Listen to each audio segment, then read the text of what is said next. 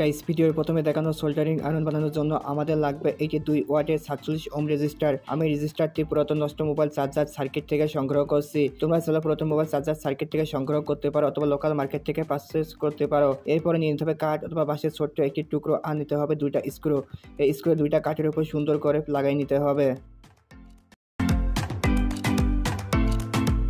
Guys আমি যতক্ষণ soldering আয়রনটি বানাচ্ছি, তোমরা ভিডিওতে একটি লাইক আর চ্যানেলটি সাবস্ক্রাইব করে দিও, অনেক ভালো লাগবে। আর গাইস প্লিজ ভিডিওটি শেয়ার করে দিও। গাইস এরপরে নিয়ে নিতে হবে একটা ছোট্ট একটি তামার টুকরো রেজিস্টারের উপর ভালোভাবে সুন্দর করে পেঁচিয়ে নিতে হবে। আমি যে এরকম পেঁচিয়ে নিচ্ছি ঠিক সেরকম করে।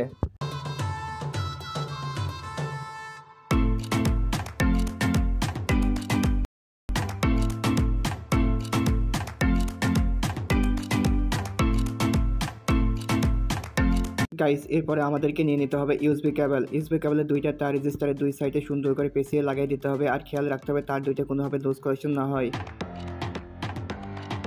গাইস সোল্ডারিং আয়রনের সাথে আমার তার লাগানো কমপ্লিট। তার 2টা খুলে না যায় এর জন্য একটি টেপ সুন্দর করে সোল্ডারিং আয়রনের সাথে ভালোভাবে পেঁচিয়ে নেব।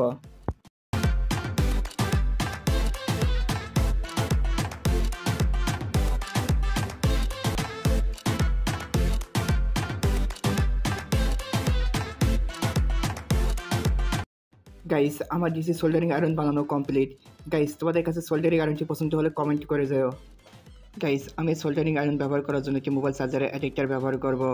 তোমরা চাইলে এখানে পাওয়ার ব্যাংক ব্যবহার করতে পারো। গাইস দেখো ইতিমধ্যে সোল্ডারিং আয়রনটি হিট হওয়া শুরু হয়ে গেছে। গাইস দেখো সোল্ডারিং আয়রনটি কি পরিমাণ ধোঁয়া বাড়াচ্ছে।